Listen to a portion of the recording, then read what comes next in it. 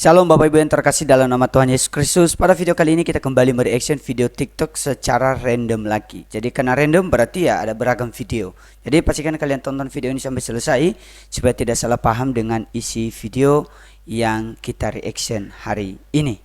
Langsung aja kita ke video-videonya. Udah buka dia Bang Edis. Abang ini sudah sadar loh, Rinanya sudah sadar loh. Tapi sekarang sudah benar-benar mau jadi Kristen. Sudah kan, sudah Abang Edis itu kita masa yang las itu Elinanya sudah Abang Edis keluarkan. Abang Edis sudah ingat, masih ingat ya? Kan Bang Edis sudah nyuruh Kan, kemarin. sudah Abang Edis itu suruh saya ikut perkataan Abang Edis yang itu las Linanya masuk. Keluar dari Muhammad gimana? Keluar keluar dari gua. mengeluarkan Muhammad dari memerintah hidupmu. Yang keluarkan Muhammad di mulutku. Iya, artinya Agak maksudnya susah, Bang Edis. Agak susah. maksudnya jangan membuat Muhammad memerintah di hidupmu. Karena ketika Muhammad memerintah di hidupmu, maka tidak dalam waktu yang lama lagi kamu akan meminum air kencing unta. Betul tuh ya. Makanya jangan membuat Muhammad memerintah di hidup kalian. Yang harus Iya. memerintah di hidup kita itu adalah Tuhan Yesus. Makanya yang harus kita jadikan Tuhan itu haruslah Yesus, jangan Muhammad. Seperti itu. Iya. Ya udah itu aja Bang Edis. Abang Edis itu Tetap aja. semangat Bang Edis, masih Oke. banyak yang selamatkan ya. Selamat. Oke, Sukses terima terus, kasih ya Kak Kak. Yuli ya. Kak Yuli ini tim lapangan teman-teman. Jadi support dia tim lapangan. Jadi dia yang bergerak di lapangan begitu. Ya, Oke. semangat Bang Edis. Oke, Semangat, oke. teman-teman. Makasih. Apa benar guys ya kalau Lina sudah jadi murtad dan ini Mbak Yuli ini kan sudah di tempatnya dia ya. Saya lihat kemarin di TikTok itu mereka juga di ruang makan, sekarang udah sampai di kamar aja ini. Ini sudah di kamar ini, udah berarti ya udah di satu tempat. Kalau dulu waktu Ibu Nara itu dia murtad juga ya, Ibu Yuli ini yang menemani. Ya berarti bisa jadi benar. Kalian bisa kasih kabar ya kalau memang benar. Kalau benar ya puji Tuhan sekali gitu. Muslim lah bang. Muslim. Silakan. Apa yang mau Anda sampaikan? Awak mau bertanya ya, satu nih. Tuh, silakan. Kenapa Bang Edis nih nggak suka sama Islam dan kenapa menjelekkan Islam? Aku nanya ya. Kenapa tidak suka dengan Islam dan menjelekkan agama Islam? Begini, Ya, sebenarnya bukan tidak suka. Saya ini tidak suka dengan orang-orang Islam yang membahas-bahas agama Kristen, tetapi mereka itu tidak tepat membahasnya. Kemudian kalau Anda katakan saya menjelek-jelekkan agama Islam, sebenarnya itu kamu terlalu nafsu mengatakan demikian. Kamu mengatakan itu berdasarkan hawa nafsumu. Begini Bang, kalau misalnya saya mengeluarkan satu statement tentang agama Islam, saya kasih contoh misalnya tentang Muhammad yang menikahi anak di bawah umur. Itu menjelek-jelekkan atau mengungkapkan sebuah fakta? contoh ya Bang kan. Kalau setiap pertanyaan yang Abang kasih itu semua ada jawabannya. Tinggal kadang Abang ini bertanya sama orang yang memang awam dia. Coba bertanya sama emang orang yang tahu dia. Contoh, Anda awam atau tahu? Insya Allah sebagian tahu tapi bukan nggak setinggi sama. Oke, yang satu mana Ustadz yang Imam ya. menurut Anda satu statement saya tetapi merupakan fitnah saja atau menjelek-jelekkan saja atau tidak benar? Yang mana? Contoh kayak semalam kan kita kan pernah live, tinggal Abang buang kan awak kan. Nah, di situ ada Abang bilang tuh pas Nabi Muhammad SAW adalah pemimpin kita kan. Tinggal dia itu di alam kubur. Kenapa lagi dia masih memimpin padahal dia udah di dalam kuburan ya kan? Oke, Kalau di sekarang dalam- saya konfirmasi dulu. Betul tidak Muhammad itu pemimpinmu? Contoh ya Bang ya. Nah, kan ditanya itu kan langsung, Bang, Iya, betul atau tidak bahwa Muhammad itu pemimpinmu? Muhammad, tunggu ya Bang, biar Nah, saya kan jawab kau dulu. jawabnya kan sudah susah, gimana sih? Ya, Edis TV bilang ke orang ini ya sudahlah ganti aja pemimpin lah kalau emang kayak gitu kan. Soalnya dia aja nggak bisa mempertanggungjawabkan apa yang dia sampaikan juga apa yang ditanyakan sama dia. Oke, kita next.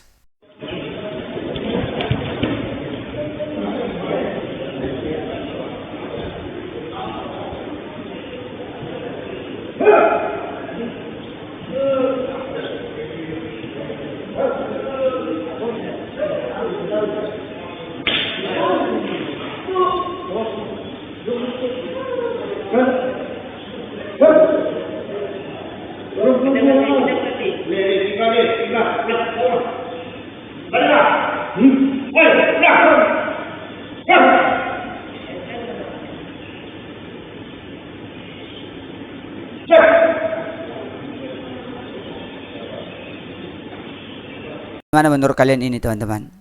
Apakah benar seperti ini acaranya? Silakan komen di bawah.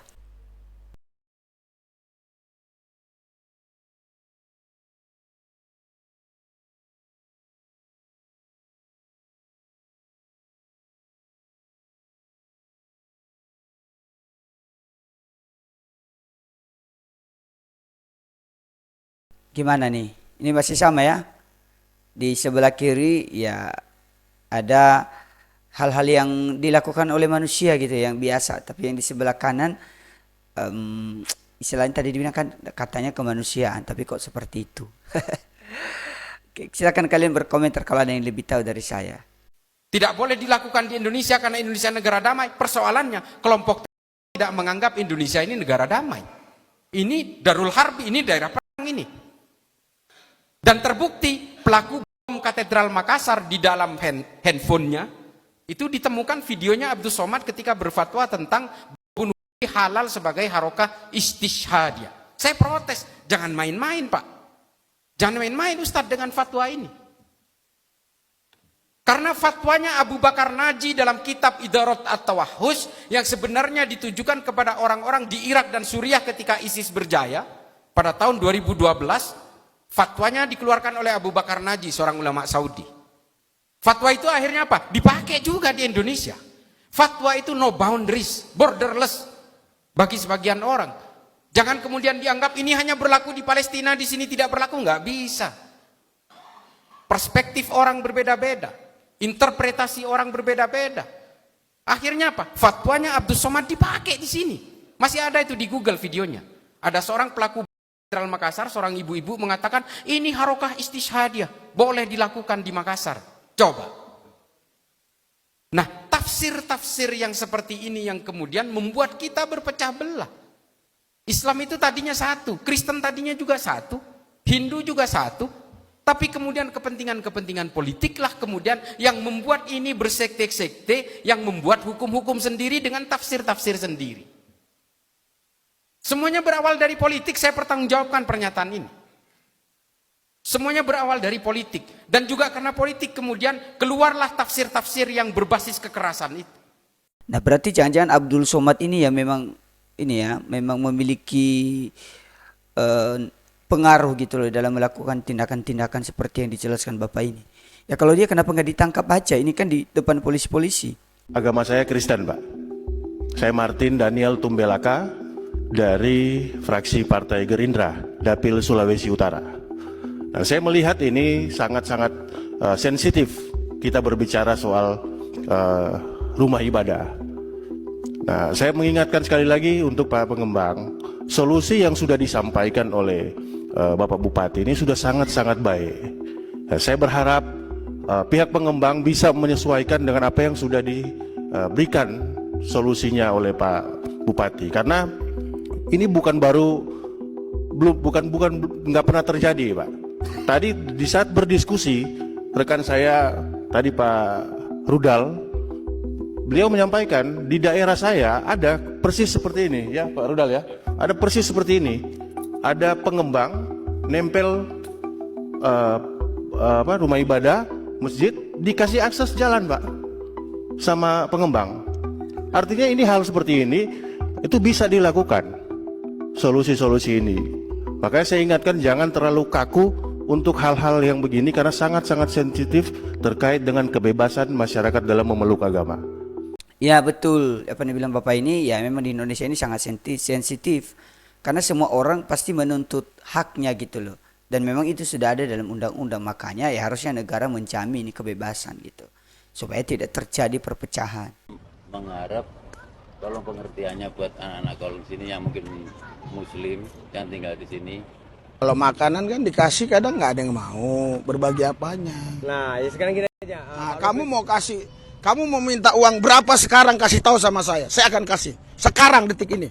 Nah, terima kasih Bapak. Kamu minta uang berapa kamu? Ini orang-orang ini berarti mereka bilang aja lah dari awal kan gitu, minta uang. Ketika Pak Risuli Lubis bilang, berapa kau minta, baru bilang terima kasih.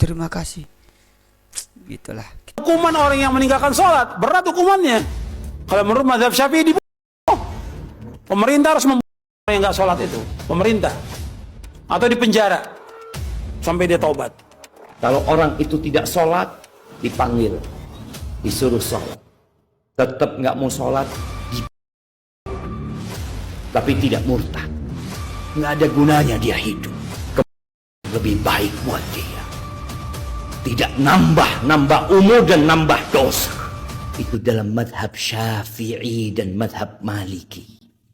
Aku berkata kepadamu, kasihilah musuhmu, berbuatlah baik bagi yang membencimu, mintalah berkat bagi yang mengutuk, berdoa bagi yang mencacimu, murah hatilah, seperti Bapamu di surga. Jangan menghakimi agar kamu tidak dihakimi. Janganlah menghukum, supaya tidak dihukum. Ampunilah, dan kamu akan diampuni. Ya kalau Kristen pasti kasih lah, mengajarin kasih. Tidak pernah mengajarin untuk kalau kamu tidak sungguh-sungguh maka kamu akan enggak. Kasih kesempatan. Kalau memang dia enggak bertobat, dia udah belum waktu. Memang dia bukan pilihan Tuhan. Biar Tuhan sendiri yang menjadi hakim atas hidupnya dia. Gitu. Enggak peduli sebenarnya gitu-gitu. Bukan berarti kita enggak peduli dengan kehidupan orang. Dalam arti kita bukan enggak mau supaya dia selamat juga, bukan.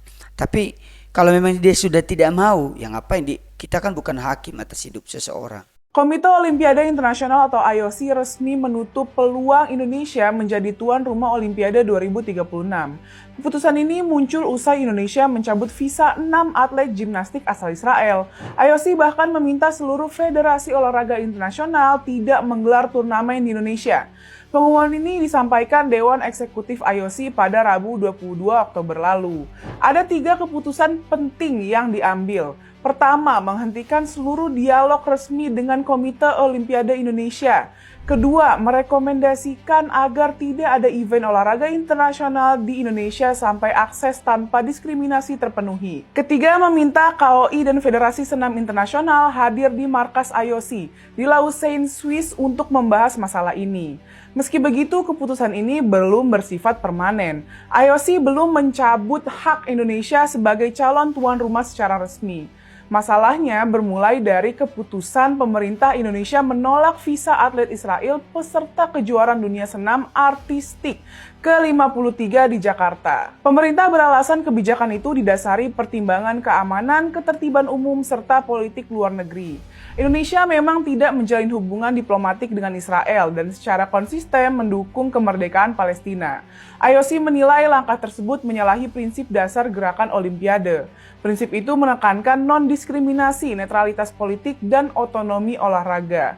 Artinya, IOC menangguhkan dialog dan hak penyelenggaraan Indonesia sampai syarat terpenuhi. Respons publik di Indonesia pun terbelah.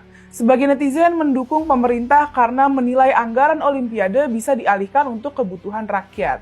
Sementara yang lain mengkritik karena olahraga dianggap tak seharusnya dicampurkan dengan politik. Banyak yang menilai keputusan IOC ini perlu dikaji ulang. Sebab Indonesia bukan menolak atas dasar kebencian atau diskriminasi, melainkan posisi politik luar negeri yang sah dan konsisten. Sejak lama Indonesia berpegang pada prinsip bebas aktif serta menolak penjajahan dalam bentuk apapun. Dukungan terhadap Palestina juga tercantum dalam semangat pembukaan UUD 45. Jadi sikap Indonesia lebih merupakan wujud komitmen moral dan konstitusional. Langkah IOC sendiri memunculkan kesan adanya standar ganda dalam olahraga global. Ketika Rusia menyerang Ukraina, IOC dan FIFA menangguhkan Rusia atas dasar moral. Tapi ketika Indonesia menolak atlet dari negara yang juga tengah melakukan agresi, justru disebut melanggar prinsip Olimpiade. Di sini terlihat netralitas IOC sebenarnya tidak sepenuhnya netral. IOC tampak selektif dalam menegakkan prinsip tergantung siapa pelaku dan korbannya.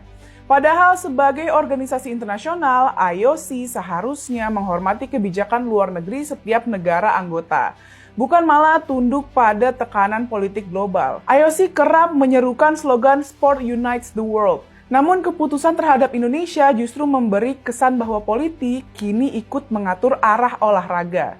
Prinsip non-diskriminasi dalam piagam Olimpiade seharusnya juga mencakup penghormatan terhadap nilai kemanusiaan dan kedaulatan bangsa. Jika Indonesia dinilai tak netral karena menolak Israel, maka negara barat yang memboikot Rusia pun seharusnya ditegur demi konsistensi. Indonesia tidak menolak olahraga. Indonesia menolak ketidakadilan. Keputusan ini bukan bentuk kebencian terhadap atlet manapun, tapi simbol bahwa Indonesia tidak akan menormalisasi penjajahan dalam bentuk apapun, termasuk karena olahraga. Kita tidak boleh melepas prinsip kemanusiaan hanya demi status tuan rumah Olimpiade.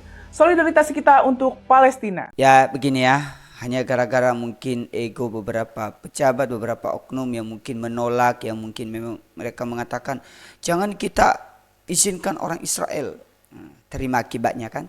Padahal itu sebenarnya ajang untuk membuktikan bahwa negara ini memiliki kualitas yang baik. Kalau Olimpiade dilaksanakan di Indonesia kan, ya orang di luar itu tahu gitu loh, ternyata di Indonesia bagus ya, ternyata di Indonesia punya fasilitas ini dan itu. Ya menjadi terkenal kan Indonesianya. Bapak Ibu, terima kasih untuk kalian yang telah menonton video ini. Kalau kalian suka silahkan berikan like kalian, silahkan komen di bawah, dan sampai jumpa kembali pada video berikutnya. Tuhan Yesus memberkati kita semua. Shalom.